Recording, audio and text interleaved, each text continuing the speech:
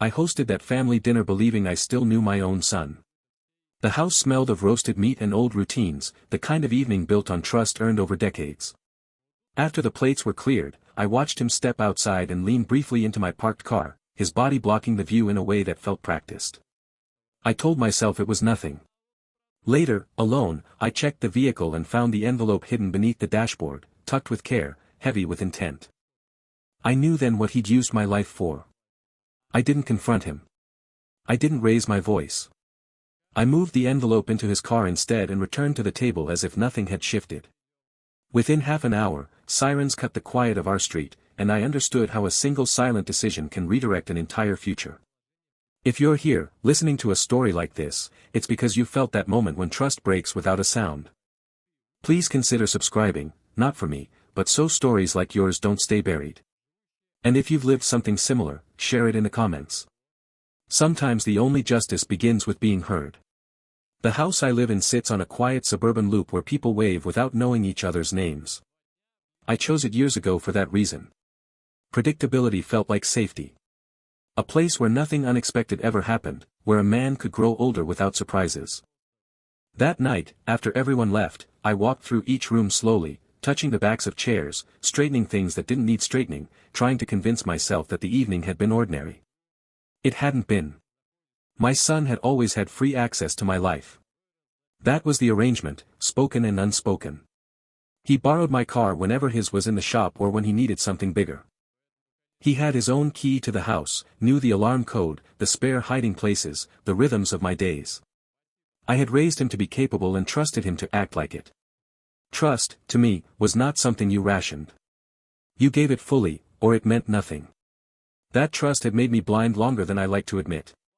There had been signs before that evening. Small ones. The kind you excuse because acknowledging them would require you to see your child differently. When he returned the car in the past, he sometimes avoided eye contact. Once, he brought it back with the tank nearly empty and an urgency in his movements that didn't match the errand he claimed to have run. Another time, he lingered in the driveway longer than necessary, phone pressed to his ear, voice low, pacing like someone waiting for permission to breathe. I had asked questions. Not the right ones, perhaps, but questions nonetheless. He always had answers ready, too ready. I told myself he was under stress, that adulthood was heavier than it looked, that everyone deserved privacy. I told myself what fathers tell themselves when the alternative feels like a failure of imagination. Weeks before the dinner, I had found residue in the car while cleaning it out. Nothing dramatic. A faint chemical smell that didn't belong, a dusting of powder under the passenger seat that wasn't dirt. Later, tucked between the seat and the console, a phone that wasn't mine and wasn't his primary one either. It was locked, silent, disposable in its weight and shape. I put it back where I found it and said nothing. That was my first mistake. Instead of confronting him then, I began to watch. Observation is a quieter form of courage. It requires patience and the willingness to sit with what you might discover. I documented dates, times, the condition of the car when it returned. I noted his moods, the sudden requests, the way his visits felt more transactional than familial. I didn't accuse. I didn't warn. I wanted to understand the scope of what was happening before I decided how far it could reach into my life. The night of the dinner crystallized everything. Watching him lean into my car with practiced efficiency told me more than any confession could have. The envelope I found later was thick, sealed, hidden with intent. It wasn't meant for me to see. It was meant to pass through my life unnoticed, carried by the reputation of a man who had never given the police a reason to look twice. When I moved that envelope into his car, I wasn't acting out of anger. I was acting out of containment. I understood, in that moment, that whatever he had set in motion was already underway. My choice was simple: allow it to land on me, or redirect it back to its source. Silence was not avoidance. It was precision. When the sirens came later, distant but unmistakable, I stayed seated at my kitchen table. I didn't look out the window. I didn't reach for my phone. I simply listened and acknowledged the shift that had occurred. I knew then that the trust one had extended freely would never return in the same form. Something fundamental had changed, and there would be no going back to ignorance, even if part of me wished there could be. That night, I slept poorly. Not from fear, but from the weight of understanding. A father is taught to protect his child from consequences. No one teaches you how to protect the world from your child when he decides to use you as cover. In the morning, I began preparing for what would come next, not with haste, but with the same deliberate calm that had carried me through the quietest and hardest parts of my life. By the next morning, the street had returned to its usual stillness. No flashing lights. No neighbors whispering on their porches. Whatever had happened the night before had moved on quickly, the way official things always do. They arrive with noise and leave behind silence, and that silence is where the real consequences settle. I made coffee and sat at the kitchen table long after it went cold. My phone stayed face down. I didn't need confirmation. I already knew that the envelope had mattered, that moving it had changed the trajectory of something much larger than a single evening. The question that stayed with me wasn't what would happen now, but how long had this been happening without me allowing myself to see it. Trust has a history. It builds slowly, layer by layer, through years of small confirmations. My son had earned mine early. He was careful as a boy, methodical, the kind who lined up his toys and counted his steps. When he borrowed something, it came back clean. When he made a promise, he kept it. Those early patterns become a kind of armor you wrap around a person in your mind. Once it's in place, you stop testing it. That armor had protected him well. Looking back, I could trace the first fractures. They didn't announce themselves dramatically. They arrived disguised as stress, as adulthood pressing in. He began asking for the car more often, always with a reason that sounded reasonable. His own vehicle was unreliable, he said. Work was unpredictable. He needed flexibility. I gave it without question because I remembered a time when I'd needed the same from my own father. The nervousness came later. A jittery energy when he handed the keys back. A tendency to hover, as if waiting for me to notice something or, worse, not notice something. Once, I caught him watching me through the window as I wiped down the dashboard, his face unreadable. I joked about it then, made light of the moment. Humor is another way we avoid truth. The physical evidence had been harder to dismiss, which is why I hadn't truly dismissed it. I had compartmentalized it instead. The residue. The second phone. The coded notifications that lit up briefly when I turned the ignition, disappearing as quickly as they appeared. I told myself there were explanations I didn't need to know. Privacy, I reasoned, was a form of respect. What I didn't want to admit was that I was afraid of what confirmation would require of me. So I gathered quietly. I took photographs when I found something out of place. I noted dates when the car came back heavier on fuel than it should have been, or lighter in ways that didn't align with his stories. I paid attention to his tone, the way he rushed conversations, the way his eyes scanned the driveway before he spoke. None of it proved anything on its own. Together, it formed a pattern I could no longer ignore. The dinner had been a test, though I hadn't known it at the time. Hosting everyone under my roof was meant to reassure me, to wrap suspicion in familiarity. Watching him step outside, lean into my car, and return as if nothing had happened told me that he believed my blindness was permanent. That I was not a variable he needed to account for. Moving the envelope was not revenge. It was acknowledgement. A recognition that the rules had already been broken, and that pretending otherwise would only make me complicit. I didn't alert anyone because noise creates chaos, and chaos makes people careless. I needed clarity, not confession. When I finally turned my phone face up later that day, there were no messages from him. No casual check-in. No explanation. That absence spoke loudly. He knew something had shifted, even if he didn't yet understand how. I spent the afternoon organizing what I had collected, laying it out with the same care I'd used in every serious decision of my life. I wasn't preparing to destroy my son. I was preparing to contain damage that had already escaped his control. There is a difference, and it matters. By evening, I understood that silence alone would not be enough going forward. Observation had given me confirmation.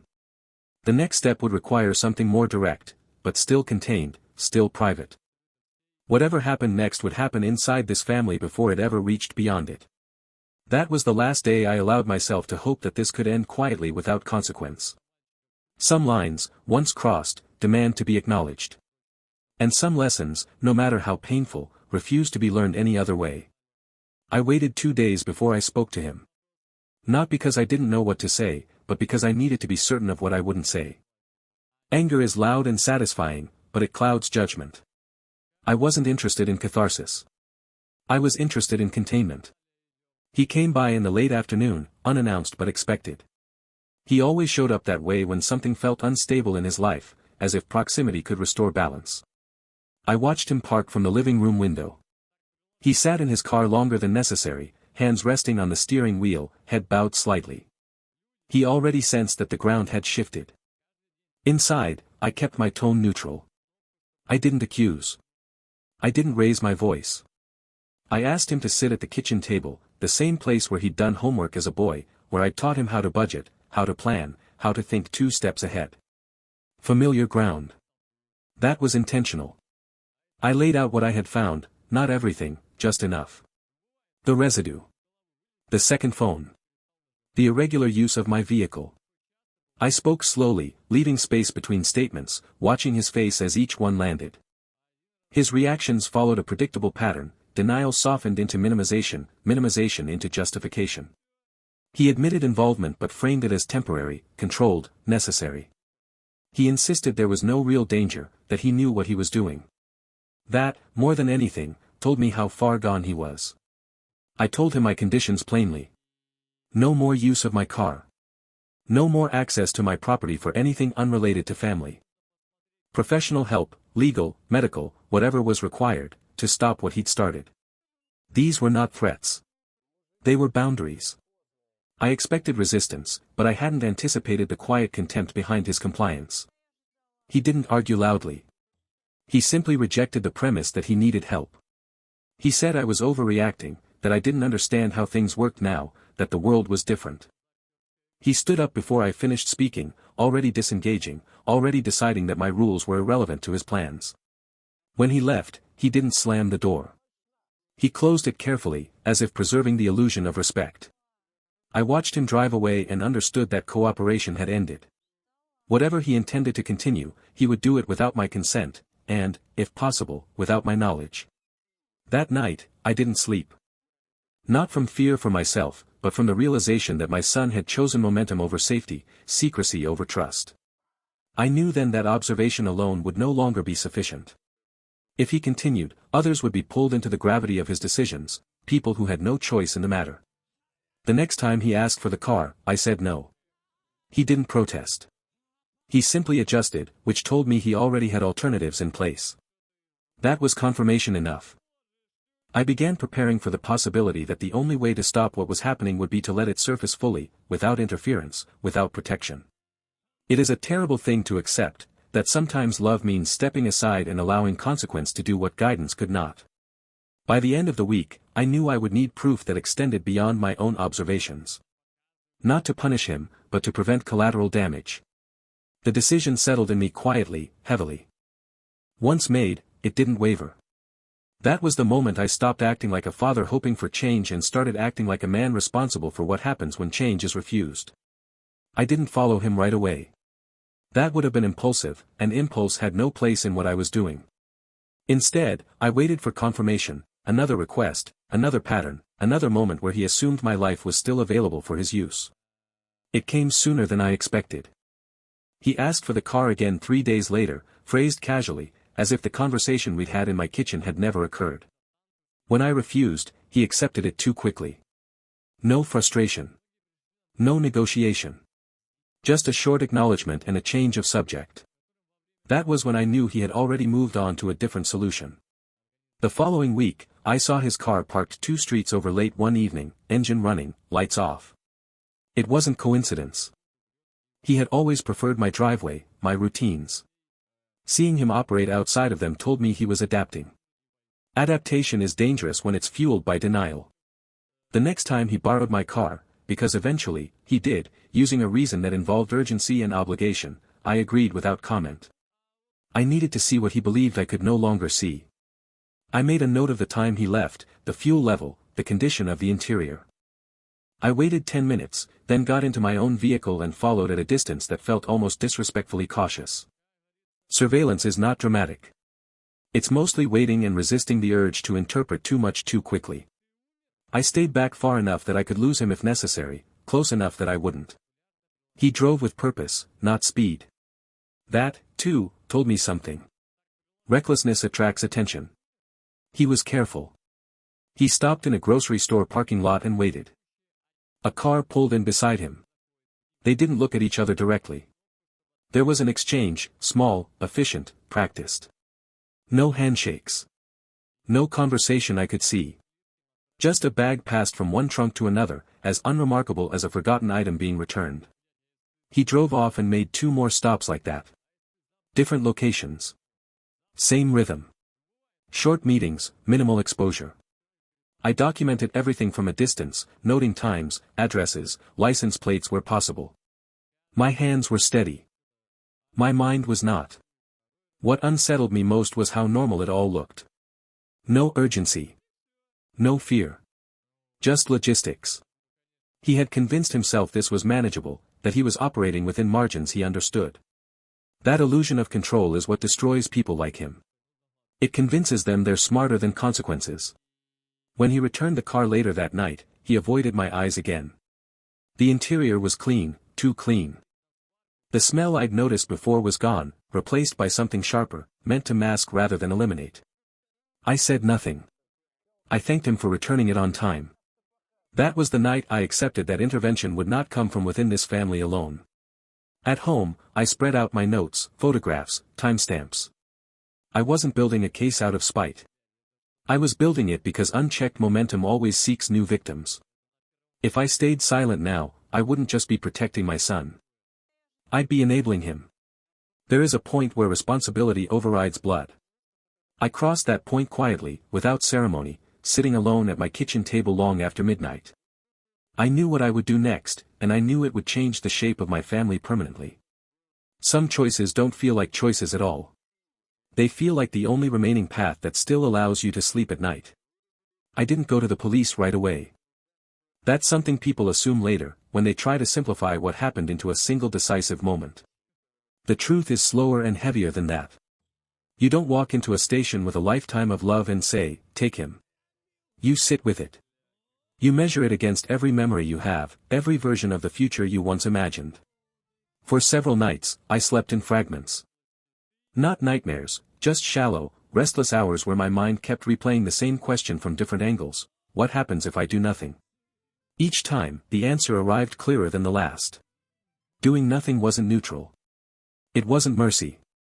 It was permission. I reviewed everything again, deliberately, as if I were trying to prove myself wrong. The stops.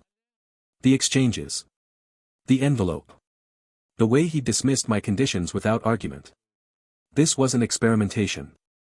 It was operation. He wasn't stumbling. He was functioning. What finally pushed me past hesitation wasn't fear for myself. It was the realization that my house, my car, my routines had already been woven into something that could pull in people who had never agreed to be part of it. Neighbors. Family. A grandchild someday, if his life continued on this trajectory. Collateral damage doesn't announce itself ahead of time. It just appears one day, and by then it's too late to claim innocence. When I contacted the police, I did it carefully. I asked to speak with someone about vehicle misuse and suspicious activity patterns. I brought documentation, but not drama. Dates. Locations. Observations. I did not mention the envelope from that night. I did not mention moving anything from one car to another. Silence, here, wasn't deception. It was containment. I gave them enough to look, not enough to implicate myself in the mechanics of what would follow. They listened more closely than I expected. Patterns have a way of speaking for themselves when laid out plainly. I answered questions honestly, but narrowly. I didn't editorialize. I didn't speculate. I let the facts occupy the space. When I left the station, nothing felt resolved. There was no sense of relief, no dramatic turning point. Just a quiet acknowledgement that I had stepped onto a path that doesn't allow you to step back off. Whatever happened next would unfold according to its own rules. 2 days later, my phone rang. A neutral voice informed me there had been a traffic stop involving my son's vehicle. Items of concern had been discovered. Charges were being considered. I thanked the caller and ended the call without asking for details. I sat down at the kitchen table afterward, hands flat on the wood, breathing slowly. I thought about the boy who used to sit across from me, legs swinging because they didn't yet reach the floor. I thought about the man who had leaned into my car that night believing I would never check. What I felt wasn't triumph. It wasn't grief either, not fully. It was a sober recognition that the outcome, however painful, was now aligned with reality. No more concealment. No more borrowed reputations. The truth had surfaced, and it had done so without shouting. The next calls would come soon, from family, from lawyers, from people trying to understand how this could have happened under my roof. I knew what I would say and, more importantly, what I would not say. Some things don't need defending. They just need to be carried. This was no longer about stopping him. That chance had passed. Now it was about limiting how much further the damage could spread. The first call came before sunrise. I recognized the number before I answered it, the way a man recognizes the sound of a floorboard creaking in his own house. His voice was unsteady, stripped of the confidence I'd watched him wear like armor for years. He didn't say much at first. He didn't need to. The pauses told me everything. He said there had been a stop. He said they'd found things that weren't supposed to be there. He said he didn't understand how it had gone wrong so quickly. I listened without interrupting, letting the weight of his own words press back against him. When he finally asked me if I knew anything about it, I didn't answer right away. Silence, used correctly, forces honesty to surface. I told him only this, that I knew more than he thought, and less than he feared. That whatever happened next would be determined by choices he had already made, not by anything I said now. He hung up without saying goodbye. Within hours, the house was no longer quiet. Family members called, their voices tight with concern, confusion layered over disbelief. Some asked how this could have happened. Others asked if it was all a misunderstanding, as if that word could erase evidence. I responded carefully, repeating only what was necessary. I didn't defend him. I didn't condemn him. I refused to speculate. People mistake restraint for indifference. It isn't. It's discipline. His spouse called next. Her voice shook in a way that told me she had already begun rearranging her life in her head. She asked if their child would be safe.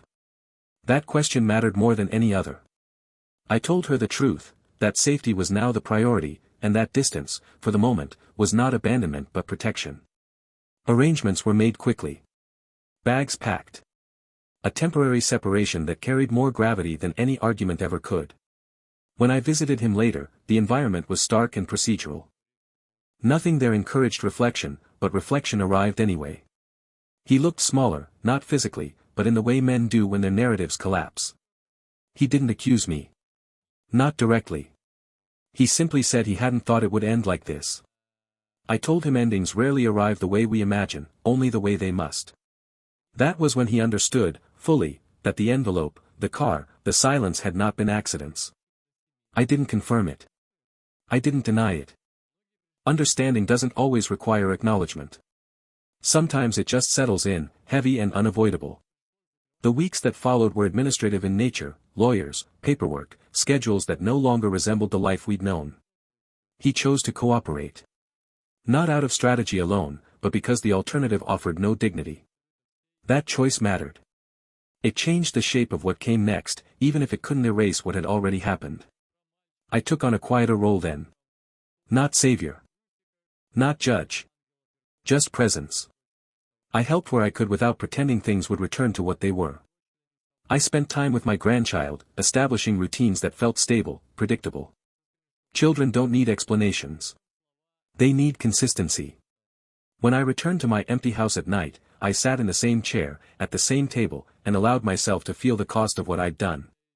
There is no version of this story where everyone walks away intact.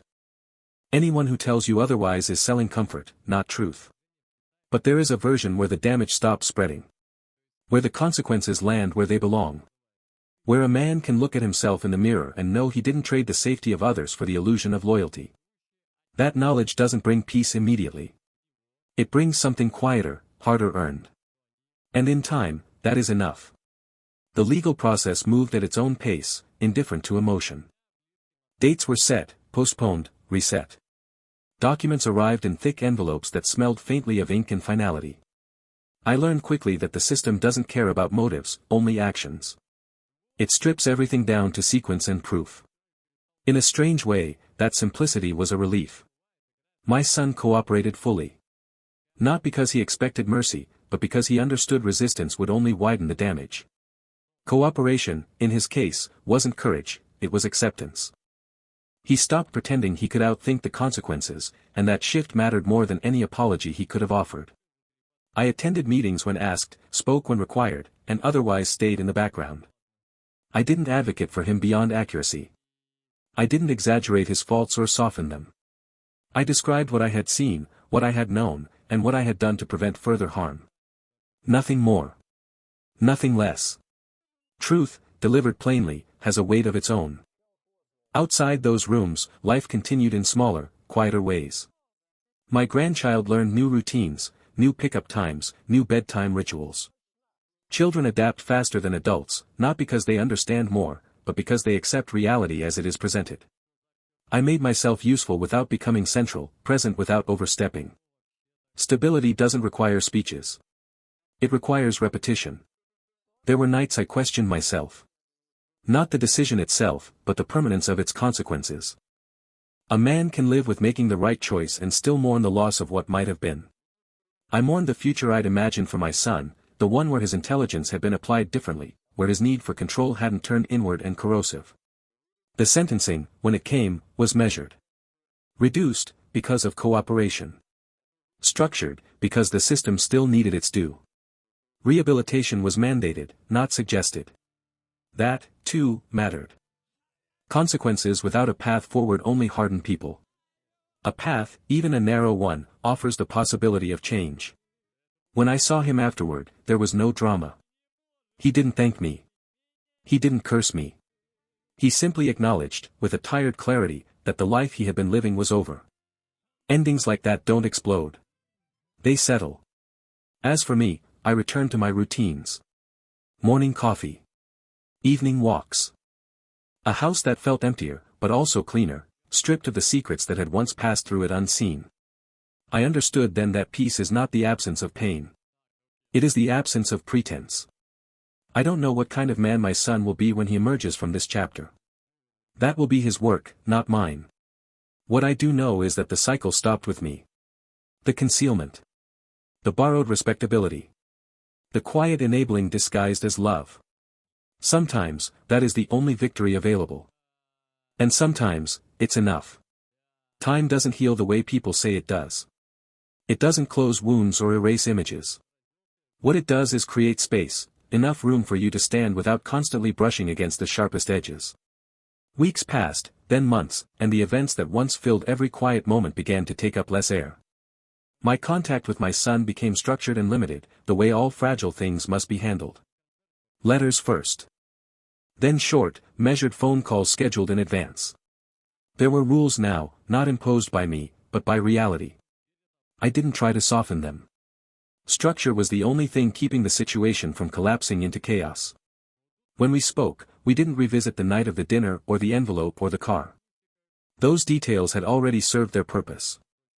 Instead, he spoke about the routines he was learning to follow, the counseling sessions that forced him to confront parts of himself he'd spent years avoiding. He didn't dramatize it. He didn't minimize it either. That balance told me more about his progress than any declaration ever could. I listened the way I always had, quietly, attentively, but without rescuing him from discomfort. Discomfort was doing necessary work now. My role was no longer to shield him from it. At home, my life simplified. Fewer interruptions. Fewer explanations. I spent more time with my grandchild, whose sense of time was refreshingly short. To them, I wasn't a man who'd made a difficult decision.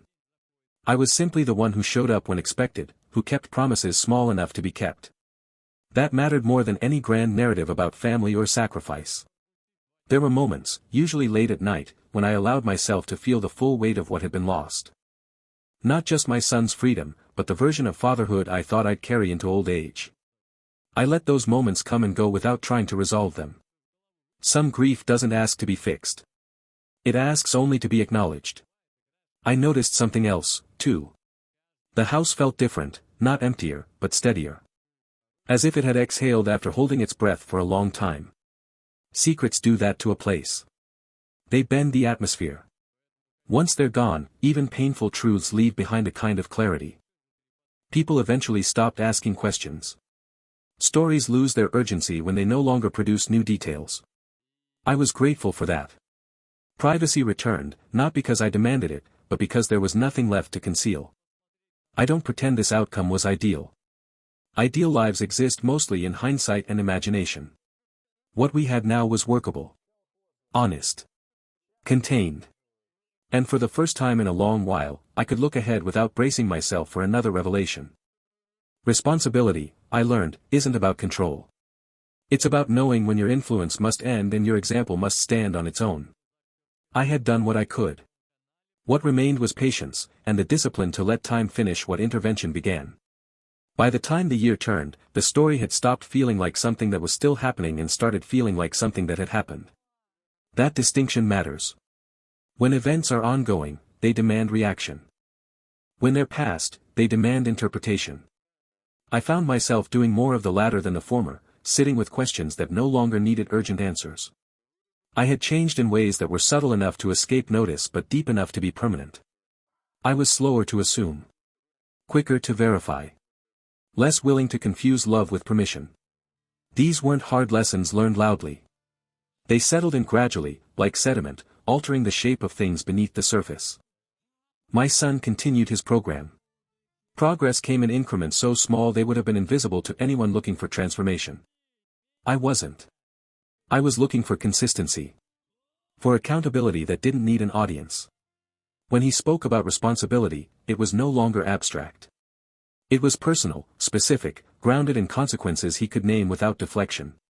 That was new. We never revisited the moment when I moved the envelope. Not because it was forbidden, but because it no longer held power over either of us. The truth had already done its work. Rehashing it would have been indulgence, not clarity. Some facts are meant to be acknowledged once and then left to rest. I focused instead on what I could still influence. A stable presence for my grandchild. A steady rhythm to the days. A home that no longer felt like a corridor something passed through unnoticed. I repaired small things around the house, not because they needed fixing, but because the act itself felt grounding. Tightening a loose hinge. Replacing a light fixture. Order, even in small doses, restores a sense of agency. There were moments of unexpected gratitude. Not for what had happened, but for what hadn't. No one else had been hurt. No irreversible damage had been done beyond what could be carried. That knowledge didn't erase regret, but it softened its edges. I understood then that this story would never have a clean ending. There would be no full restoration, no return to the way things were. What it had instead was resolution, a quieter, more honest state where nothing was hidden and nothing needed to be explained away. When people ask now how I'm doing, I answer simply. I tell them I'm well. Not because everything is perfect, but because everything is real. And reality, even when it's difficult, is something you can stand on. There are still days when I think about that dinner, the familiar sounds, the ordinary setting, the moment that changed everything without announcing itself. I don't replay it with bitterness. I replay it with clarity. It reminds me that vigilance doesn't always look like suspicion. Sometimes it looks like paying attention when it would be easier not to. I didn't save my son. I didn't destroy him either. I drew a line, quietly, and let the truth do the rest. What came after was not peace in the sentimental sense, but something sturdier. A life without concealment. A family reshaped, not broken. A future that, while narrower than I once imagined, is finally honest. Stability doesn't arrive all at once. It assembles itself quietly, piece by piece, often without announcing when it has finally taken hold. I noticed it one morning when I realized I hadn't checked my phone in hours, not out of discipline, but because I no longer expected it to deliver something urgent. My days found a rhythm again. Not the old one, shaped around assumptions and inherited trust, but a newer, leaner version. I woke early. I kept my routines modest and repeatable. Coffee at the same time. A walk along the same streets.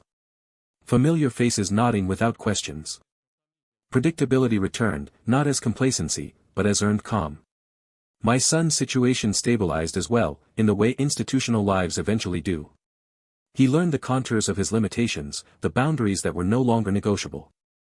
In our conversations, he spoke less about what he wanted and more about what he was responsible for. That shift was subtle, but unmistakable. Wanting had driven him into trouble. Responsibility, I hoped, might eventually guide him out. I didn't offer encouragement in the form of optimism. I offered it in consistency. I showed up when I said I would. I listened without fixing. I answered questions honestly, even when the answers were uncomfortable. Support, I learned, doesn't require reassurance. It requires reliability. At home, I took on a role that felt both familiar and new. Being present for my grandchild grounded me in ways nothing else could. Children don't dwell on explanations. They measure safety through repetition: who shows up, who keeps their word, who stays steady when plans change. I focused on those things. They were within my control. There were moments when the past resurfaced unexpectedly. A sound. A smell. The sight of my car parked in the driveway at dusk. Each time, I let the memory pass without resistance. Suppression gives memories power. Acknowledgement drains it away. I understood then that the story people imagine, of betrayal, strategy, consequence, is only one layer of what actually endures. Beneath it is something quieter, the work of living with the aftermath without allowing it to define every future decision.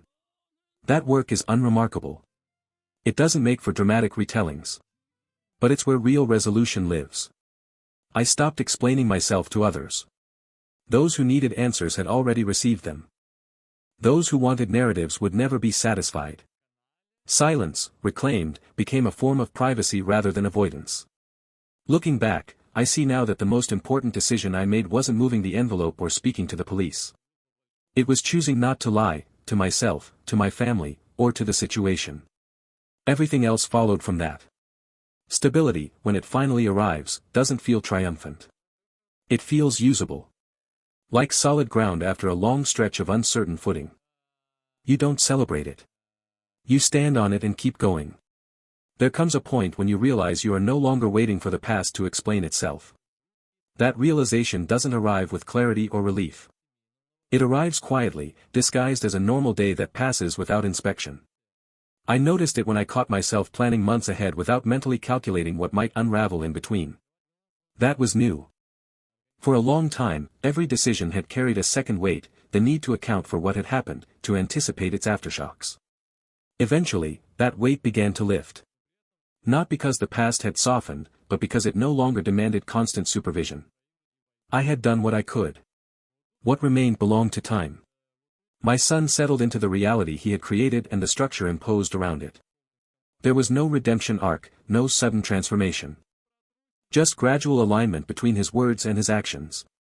He stopped asking for exceptions. Stopped framing accountability as punishment. When a man stops bargaining with reality, it's usually because he has finally understood that reality is not a negotiator. We spoke less often, but more honestly. Silence between conversations no longer felt like avoidance. It felt appropriate. Boundaries, once established, have a way of creating breathing room. Within that space, something resembling respect began to re-emerge, not the inherited kind, but the earned kind. I adjusted as well. I learned not to replay decisions once their consequences had settled. Regret serves no purpose when it becomes circular. Reflection is useful only if it informs how you live next. I chose to live next without revision, without rehearsing alternate versions of events that could never exist. There were moments when others tried to extract meaning from what I'd done, as if they needed my choices to fit neatly into their own understanding of loyalty or family. I stopped engaging with those conversations. Meaning is not something you assign retroactively. It's something that reveals itself through consistency over time. My role in the family changed permanently. I was no longer the quiet safety net, absorbing risk without acknowledgement. I became something simpler and firmer, a fixed point. Predictable. Limited. Present. That was enough. What surprised me most was the absence of bitterness. I had expected it to linger, to settle somewhere deep and corrosive. Instead, it never found a place to take hold. I think bitterness requires a belief that something was taken unjustly. I no longer believed that. What was lost had been traded, painfully, deliberately, for something that could still support the future. On evenings when the house grew quiet, I sometimes thought about the man I had been before all this began. Not with longing, but with recognition. He did the best he could with what he understood at the time. So did I. That continuity mattered more than any single decision. I no longer measured my life by what had gone wrong, but by what no longer required concealment. There is a profound freedom in that. Not happiness, exactly, but integrity. And integrity, once restored, tends to hold. There is a particular kind of relief that comes from discovering a boundary has done its job. Not the dramatic relief of escape, but the steady assurance that something firm exists where chaos once pressed. I felt it one afternoon while standing in my driveway, watching nothing in particular, realizing that I no longer scanned the street for movement that didn't belong. The line I had drawn held. My son did not test it again. That mattered more than any apology. People reveal their understanding not through words, but through restraint. He learned where my life ended and his responsibility began. That separation, once painful to imagine, proved necessary for both of us. We met occasionally, in neutral places, for short conversations that stayed grounded in the present. We spoke about practical things, schedules, progress, obligations. The past hovered, but it no longer dominated the space between us. When it did surface, it came without accusation. Just acknowledgement. That, too, was new. I noticed that others adjusted their expectations of me as well. The unspoken assumption that I would absorb risk, smooth conflict, or quietly intervene had dissolved. People stopped leaning on my silence. In its place was something less convenient but more honest. I had become predictable in a different way, consistent, but no longer pliable. At home, the house continued to feel lighter. Not because it was fuller, but because it no longer carried what didn't belong to it. I maintained it carefully, not out of habit, but out of respect. For myself. For the life that remained. Small acts, locking the car, checking the dashboard without anxiety, ending evenings without unanswered questions, took on new meaning. I understood then that justice doesn't always announce itself as justice. Sometimes it looks like alignment. Actions meeting consequences without distortion. Roles returning to their proper scale. A father no longer shielding a grown man from the weight of his own decisions. The most difficult part was accepting that this outcome, imperfect as it was, represented success. Not triumph. Not redemption. Just containment. The harm had stopped spreading. The future, while altered, remained intact. I carried that understanding quietly. I didn't share it widely. Some conclusions don't benefit from explanation. They benefit from being lived. There are nights now when I sit at the same kitchen table where everything once shifted. I don't replay events. I don't rehearse alternatives. I simply sit, aware of the stillness, aware of the cost, aware that the line I drew, calmly, deliberately, was not an act of betrayal, but of responsibility. Clarity doesn't feel the way people imagine. It isn't bright or uplifting. It doesn't rush in and rearrange your emotions. It settles slowly, like dust after something heavy has been set down for good. One day you notice the air is clearer, and you realize it has been that way for a while. I stopped asking myself whether I had done the right thing. That question assumes there was a clean alternative waiting to be chosen. There wasn't. There were only different kinds of damage, and I had chosen the one that ended the pattern instead of preserving it. That understanding didn't need reinforcement. It held on its own. My son no longer framed his life around what he had lost. That shift mattered. Loss can become an identity if you let it.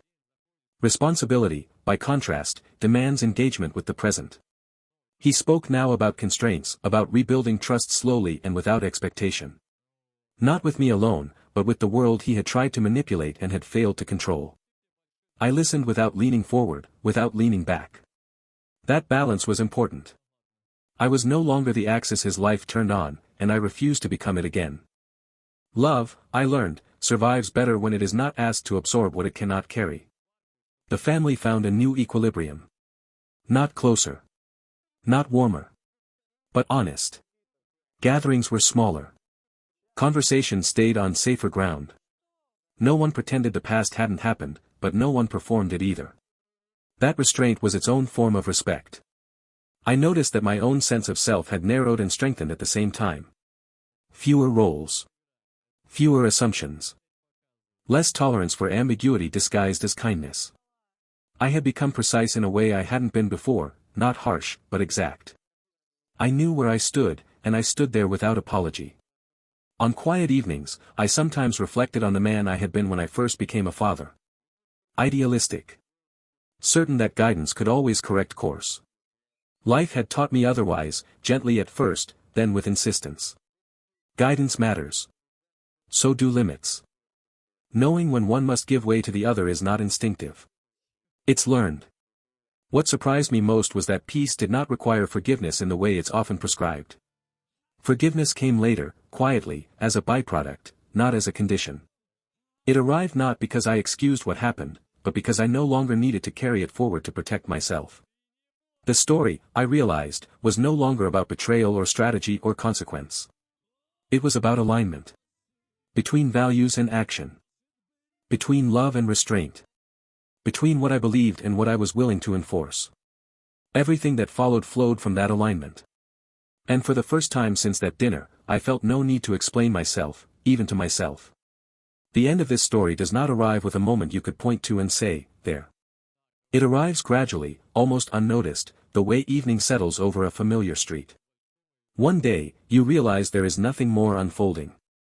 Everything that needed to surface already has.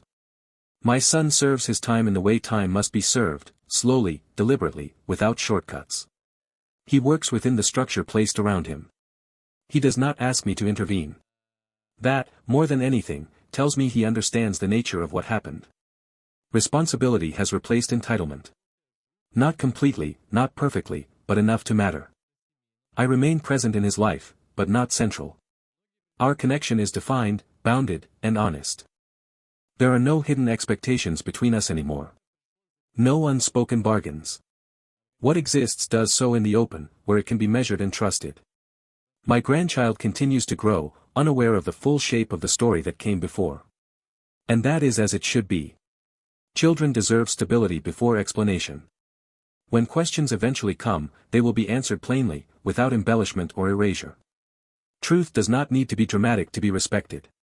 As for me, I live quietly. I host dinners again, smaller ones, with people who arrive as they are and leave nothing concealed behind. I park my car without scanning the street afterward. I check the dashboard out of habit now, not suspicion. Old behaviors fade slowly, but they do fade. If I've learned anything worth carrying forward, it is this: love does not require blindness, and loyalty does not demand silence. There are moments when protecting what matters most means refusing to be used as cover for what will only cause harm. That refusal, when made calmly and without spectacle, can change everything.